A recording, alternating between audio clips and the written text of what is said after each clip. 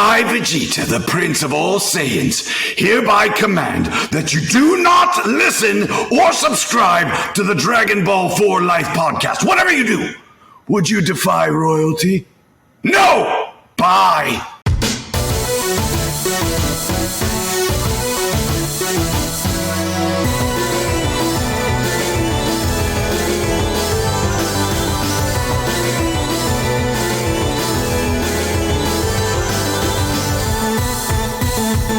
And may we have your attention, please, and welcome to another episode of Dragon Ball 4 Life, where you come for the content, but you stay for the culture. And Trav, it's new intro time. So we talking about culture like Chi-Chi whipping up some Chi-Chi.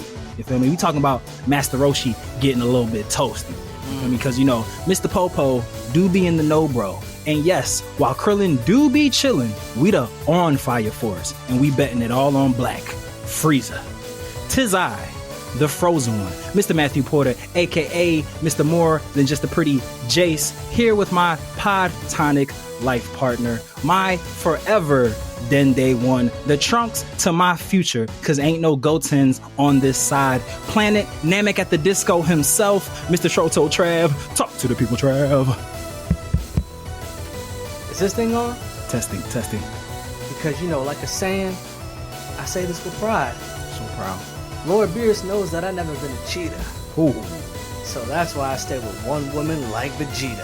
And it's the kid TrollTollTrav, and we are back for another installment of Fans for Life, where in this edition we are covering Night of Abyss. Episode 4, baby. Episode 4. Titled Deja Vu. Because we know, as we revealed last week, these episodes do have names. You know, I feel like almost every anime has an episode called Deja Vu or something. 1,000%. 1,000%. For sure. So yeah, we have episode 4 titled Deja Vu. We don't get any header at the beginning of this one. I wonder if that was by design. We usually got those nice little haikus at the beginning. So episode 4, to the lifers, we're gonna do this review a bit different than we did episodes 1, 2, and 3, because episodes 1, 2, and 3, obviously because it's a new property that we're covering, a brand new manga in the world, we wanted to make sure that we got through each individual beat from each of the pages so that we could, you know, as best summarize and capture the magic of this new world being built. But now that we're a bit familiar with these characters, episode 4 definitely took its time to trap the world build. We did mention in previous episodes that there's a lot of mystery behind Power Inc. or Admiral General Emperor Attilis, or just the Awakened One.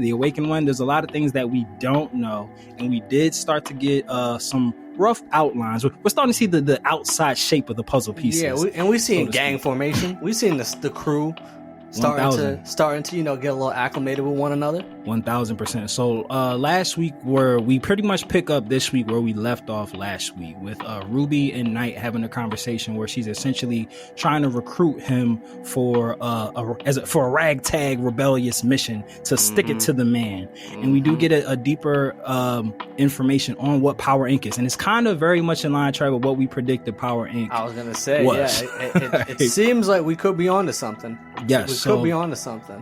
No confirmation, but it's heavily implied that Power Inc. is tied to whatever the overall beside all mission overall Under Armour, right, under all the of arm, that. over the pits, over easy, under development, whatever the overall plan for Admiral Attilis and the Awoken One. It seems that Power Inc. is a part of that. Now, whether Power Inc. knows that they're like a means to an end, that's unclear. But we do get some location names. That the planet that we're on right now is called Over East, which makes me wonder, is there an Over West? Is there an Over North? Is there an Over South? Are these different factions? But it's essentially a place. I don't know if it was taken over by the Abyss Empire and renamed that, or maybe it was called something else, or if it's always been that. But this is referred to as the East Abyss Empire, or Over East for short. And Ruby and Noah are from this place, and essentially they said that Power Inc. came in and just started hoarding all the resources, taking up all the food, all the power, and they weren't like a very opulent society, very modest, blue collar, white collar worker place. And like this corporation comes in and they basically gentrified the whole area, not for the betterment of the community. Like, they're taking away all the resources. They're basically putting people into poverty. I love the line that Ruby says where she says it's one thing to be poor, it's another thing to be sick and poor. That was like an extremely powerful sentiment to me, because it put me in the headspace of, like, if anybody who's ever fell on hard times, like, I'm sure we've all gone to bed hungry at some point in time, and it's one thing if you just gotta like soldier through an upset stomach, but like if you're of poor health and you don't have the finances or support to take care of yourself or your loved ones, like that puts you in like a totally different state of desperation. So right. This And then they also did too mention like they did give a brief just little detail about the current state of Over East and how it hasn't been this bad since the Great Abyss War, which they didn't go into details about that in this chapter, but definitely something to just keep in mind, just to keep an eye out for the future, especially if we start to learn a little bit more of what exactly that is and how that can possibly tie into the Awakened One, the resources that Emperor Attilas and his forces were after on the Abyss Island of Hope. So I just wanted to point that out because he had mentioned that and I was kind of like, okay, like Matt said, they're starting to world build a little bit, and we're gonna see where that comes, because you want to be able to take in little details like that, because I feel like at some point they always come back and you're like, oh right. Yeah, I mean, and it's called Night of Abyss, so the Abyss War, I would imagine, is going to be fairly important. And that this is the East Abyss Empire. It's given I was getting very much Fire Nation vibes. From this, very much Avatar Fire Nation vibes. But we get this interaction between Ruby and Knight where she essentially recruits him. She's just like, yeah, I need your help breaking into this warehouse. I'm assuming it's a different warehouse. We still don't really know, and I might have missed it, Trav, if you caught it, if I was wrong. Do we know what they actually stole? Nah, I mean, like, I'm just under assumption rations, anything that that's that was my assumption as well. Yeah, I mean, they haven't really. There hasn't been anything in the story that has said what exactly they're looking for outside of like they're just trying to survive and make ends meet. So correct.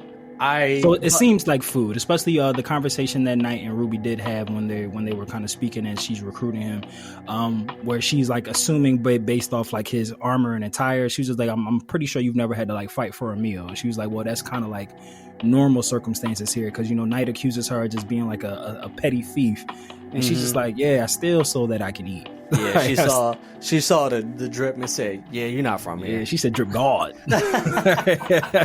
You said, yeah, you come from the Upper East Side. She said, look at those well manicured nails. Yeah, them katanas is a little bit too shiny. Facts. Those that's some sharp blades, bro. That's a sharp blade. Like, yeah, I haven't seen something that sharp since the Abyss War. Exactly. But we do finally get a name for the Moon Knight Ninjas. They're actually called the Imperial Guard, and that essentially sells Knight on this job, because he's still kind of like, he does apologize for assuming that she's just a petty thief. And when they kind of talk about the state of Over Abyss that Trav just mentioned, like it was basically a war torn land from the Abyss War that was actually starting to like get through it and just like muscle their way through the situation until the East Abyss Empire came, put Power Inc. here, and basically put them all back into poverty. But when they're scoping out their next hit, a sting, a coup, if you will, Knight notices. He's like, oh shit, wait, ain't that main man who was running down on my home? Like, ain't that the homies that was set tripping? He said, yo, he looked kind of familiar. Or like from Peanut Live 215. He said, yo, who the fuck is Bull walking around with his hands behind his back? Facts. It's like a Patch. Hey, yo, you want some shit, Patch? He's like, you know this is my hood, right? Yeah. But he was just like, oh shit. He was like, those look like the guys who just invaded my home world. And that's when we get the name that they're referred to as the Imperial Guard. I like it. She says they're called the Imperial Guard or something corny like that. Yeah, no, I like those little jabs and those little bits and pieces of humor. Just going back to what we talked about, just the cultural representation that is seen throughout this manga. Yeah, another important note that I did kind of skip over. I kind of mentioned it, but I didn't really elaborate more often. The Power Inc. being built here is what is causing the people to get sick. So it's like they're taking all their resources, and whatever gas or energy or filth or waste that's coming out of this power plant is actually causing the people to get sick. Just and I like the environment. Yeah, and you can kind of tell, like, for people who obviously not who are going to go and read these, because we're going to support Quintin Dorsey until this becomes an anime. 100%. Manifest. Yes. It's pretty much been dark and gloomy here the whole time that Night's been on the planet. And I don't know if that's just because it's nighttime or if it's just like the smog that's just like in the air at all times. But Ruby, I like the line where she said, nah, this place gotta go.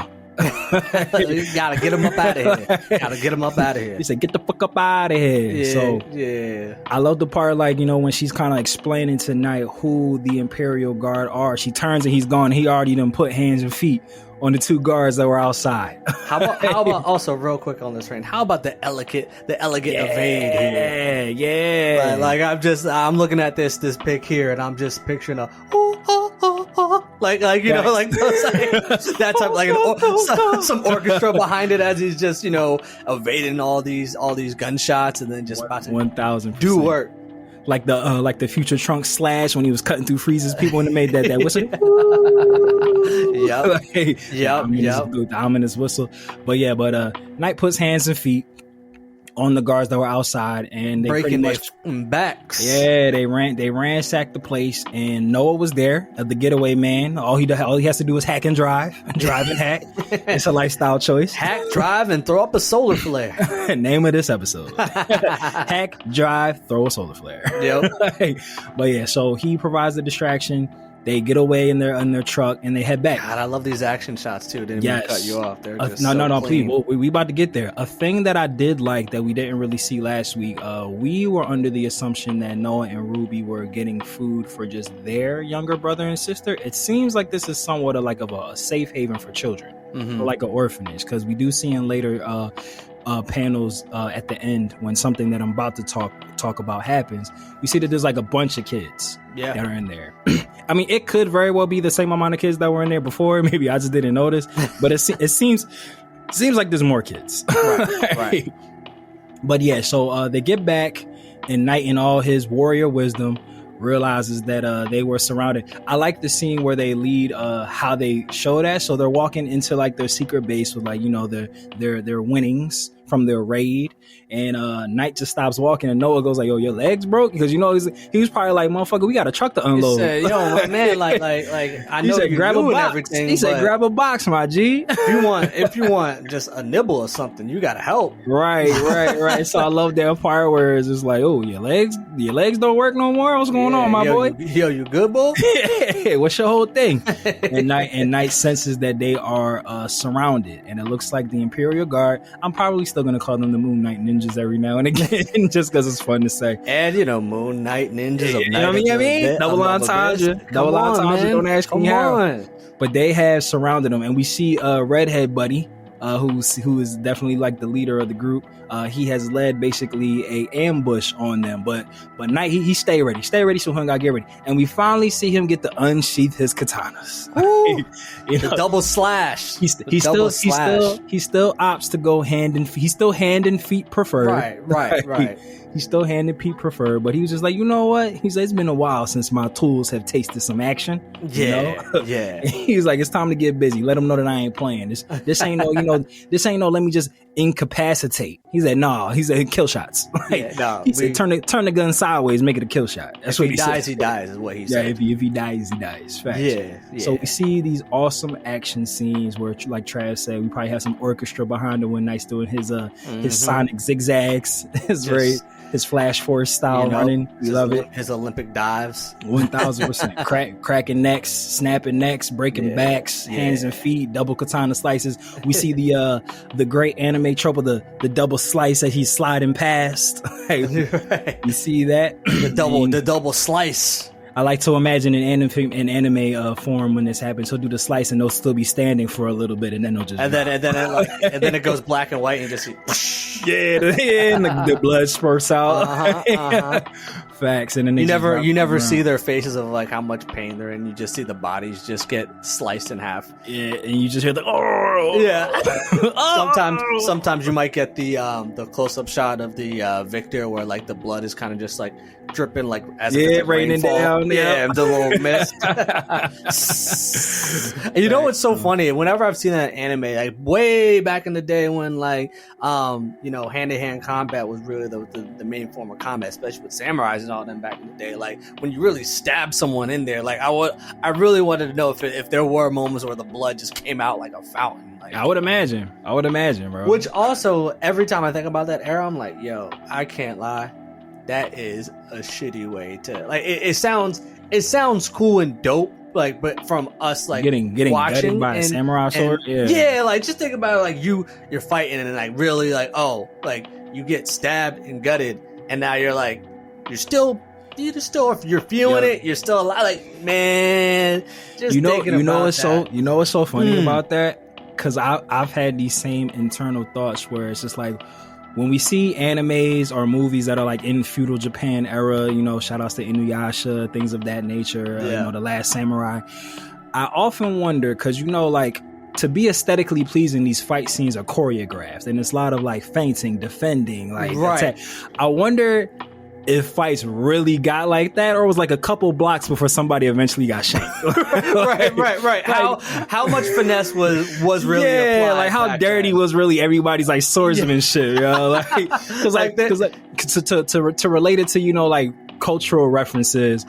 We talk about like fights and movie scenes, like how it's just like choreographed and people can really take punches and like your hands aren't hurting at the end of it. But like a fight in real life is probably like 25 to 30 seconds total. And you're winded, you're gassed, your hands hurt, and you're over it. You don't want to fight no more. So it's just like, I just wonder if like samurai duels back in those days was really probably just like, oh, you swung at me, oh, I blocked it. And it's like, oh shit, I blocked it. And then like, let me hurry up and stab somebody. How many slashes are they getting in? How many jumps and evades are they doing? Yeah, like, how many spins? Yeah. Was it actually like smart to spin because then you're exposing your back? Exactly. I always would imagine that the ninja spin was just a good time for somebody just to stab you in your back, bro. right. Like you do a spin and then it's just like, but there was probably like the few that were like really dirty.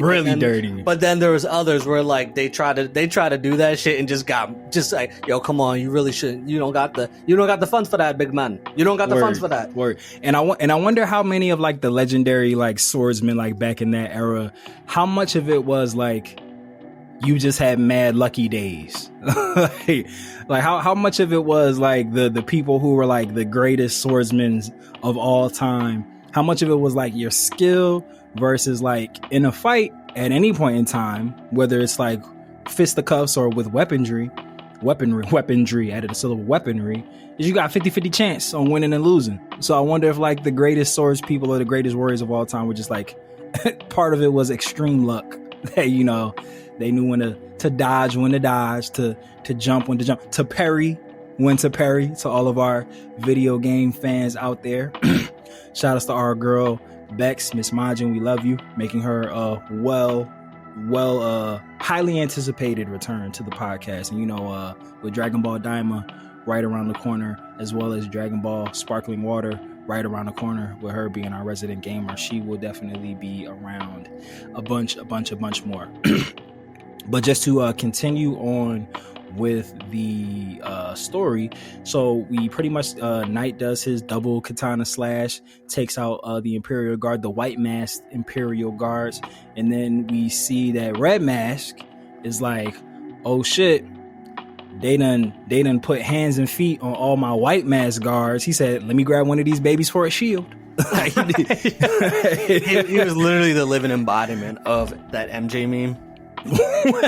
Facts. Them kids, man. Yeah, fuck them kids. Yeah, he was just like, damn. He said I brought a whole army. They got wiped out by one man. Let me grab one of these kids. He said we don't all have to make it back home. I just have to make it back home. Right. Like, and if I'm going, then all y'all going. 1000%. And I love that Knight just flings his katana. He said they've been craving blood. He said I gave him a little sample platter. He said now it's time for the steak. And he whips his sword through the window. We see that good old Batman swoosh, and he goes right through Red Mask's hand. And I love how this next part spoke volumes to me, just in regards to like who Knight is as a person. So a cool color motif that they've been using here is like when he has internal thoughts, it's a black and green bubble as opposed to the white and black bubble. I love how his first thought was, thank God they're safe. And that wasn't something that he came in and was like, you guys okay? I saved you. It was all internal. He's like, all right, whew, I was able to save him. Because you imagine that he might feel guilt from, he wasn't able to say, he wasn't able to save Tasha. Right. He wasn't able to save his parents, his whole homeland. I mean, literally he even mentioned earlier that Ruby reminded him of Tasha. So my man's whole homeland was blown off the map, and I know that he probably like most antagonists who are forced to go it alone until they find the family that's chosen. He feels responsible for that. I feel like had he done more, he probably couldn't have been able to change the fate of his island. But he saves the day. And then we end on a cliffhanger. Red Mask said, y'all ain't taking me. He said red dot. Yeah, that's me. But he was just like, no, because you know what it is? I feel like deep down he knows that he's a snitch, and he was like, yeah, if y'all start torturing me, I'm singing like a canary. And he was like, and I don't need Emperor Attilas. I don't need him knocking on my door. Either I die here or I die by facts by them. So exactly. Let me in their eyes go out in a way where they're like, all right, respect.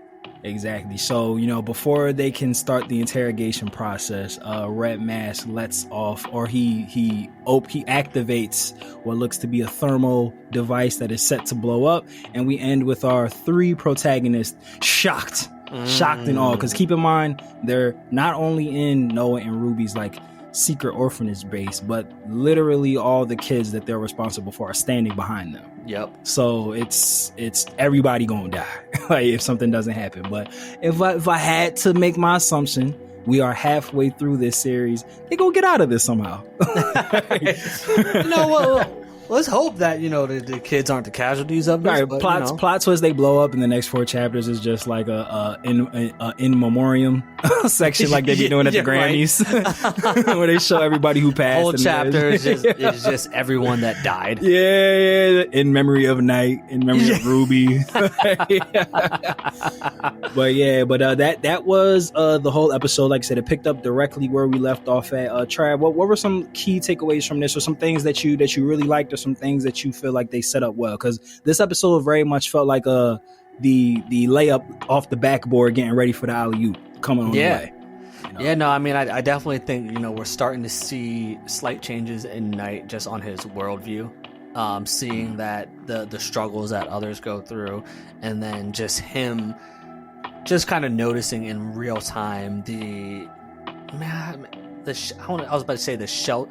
how sheltered he might have been, not by choice, but just by living on an island. Way of living, his surroundings, and so just being able to kind of see the other side of how people survive, essentially.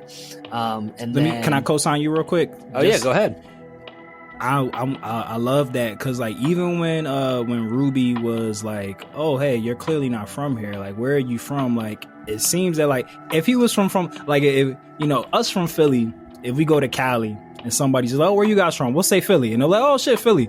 But it seems like, I don't know, like if where his homeland was like a secret society, but he didn't even answer. He was like, somewhere far. Like he's just kind of like pushed it off, like you wouldn't even know. Like don't even worry about it. Like, right. Or it's painful for him to talk about, because or do you wonder anymore? If like he says it and there's going to be some prejudgment he knows he's going to get. He just doesn't even want to, like, because in his eyes, he wants to not be, because clearly he comes from an affluent place, and facts. He might just that's a good take. I like that. He might not even want to just say it, just out of just doesn't want to come off as if like, well, I come from this well-known, well-off society, and there's no way that I'm gonna try to relate to you guys. So maybe just to just to stay in relation to them and just be able to just keep it low key. And or to your point, like, I mean, shit, his homeland was just wiped away, so he might not be ready to talk about the memories that are coming from there.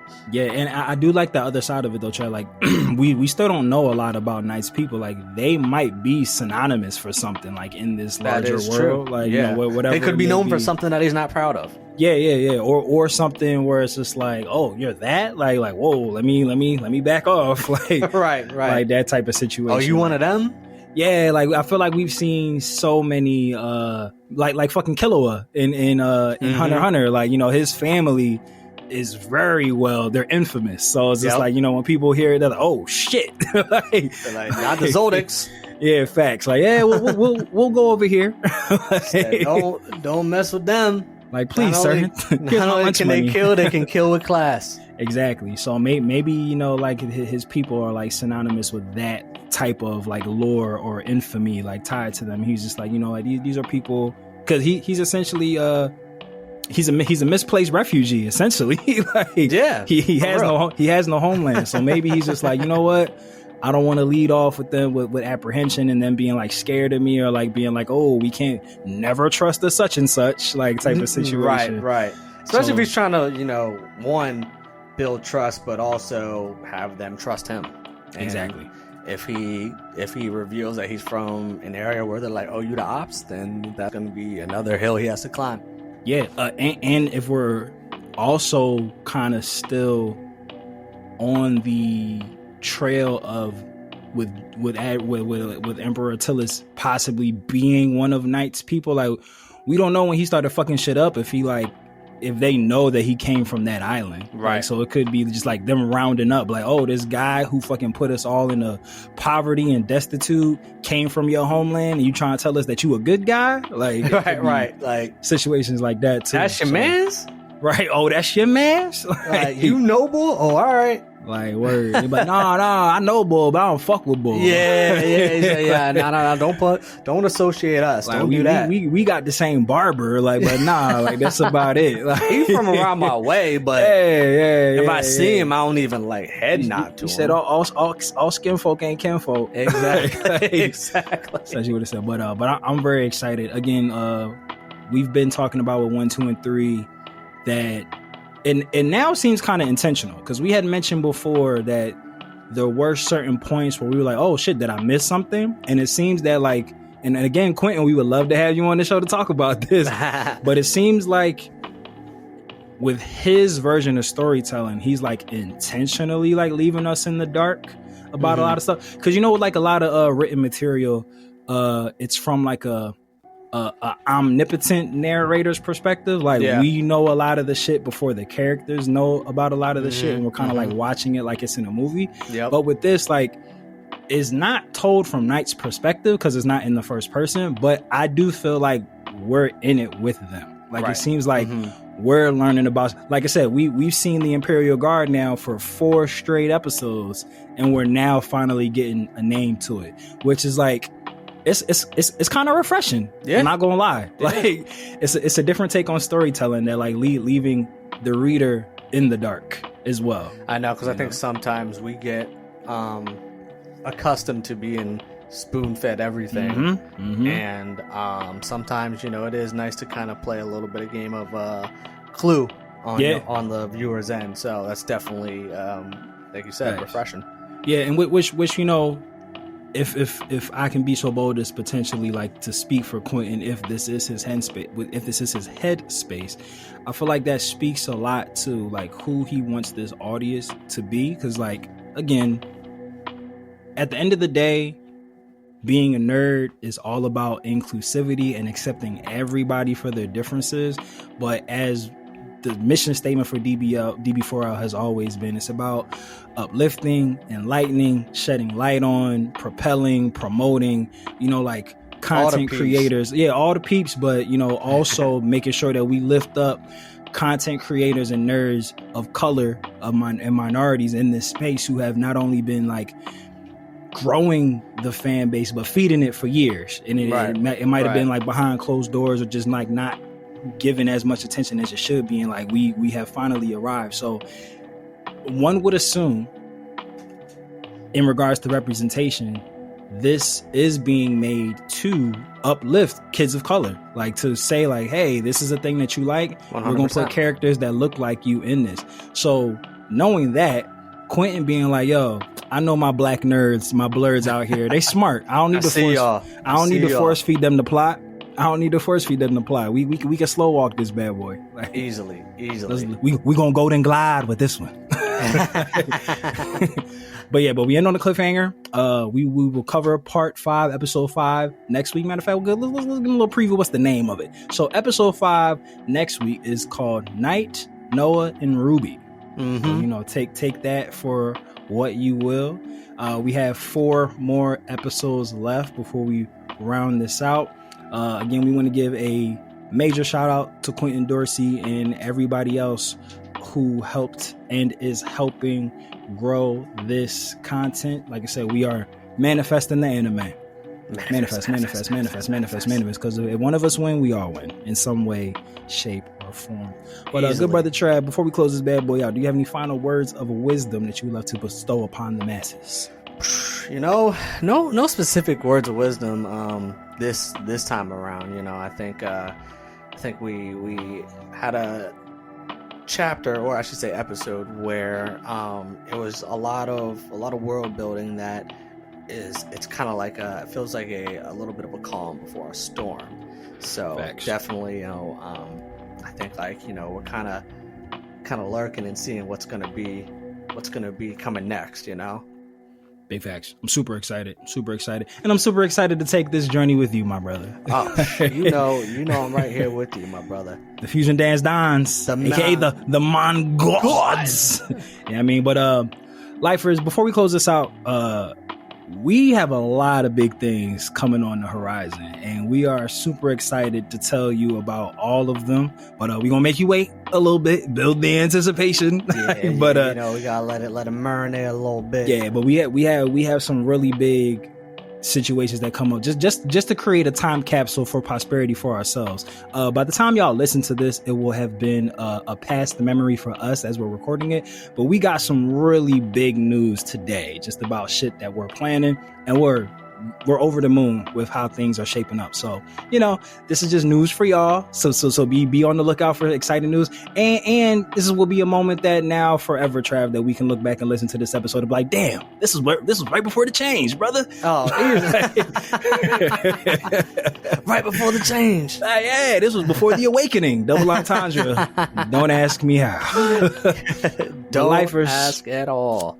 We call you guys the lifers because you quite literally put the L into DB4L, and we know that we cannot grow this spirit bomb without you. So lend us your energy by way of likes, subscribes, 5 to 7 star reviews if that's possible, follows on all the social medias, YouTube, and all that Jupiter Jazz parts 1 and 2. And the easiest way to do that is by clicking the all-powerful link tree of might in the episode description below.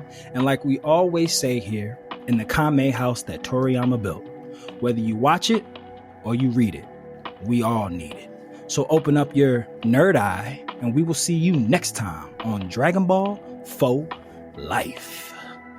Dodon Ray. Bow. Shout outs to super producer Mikey and Dragon Ball GT. We love you, Mikey. And shout outs to y'all. All caps. All caps. And Tay. And Ashi the Ray. And Layla. And Layla. Later, nerds. We out. Peace. Mortals, listen up. It's your god of destruction, Beerus here. Subscribe and follow the Dragon Ball for Life podcast, or else you shall be erased from existence. Hakai.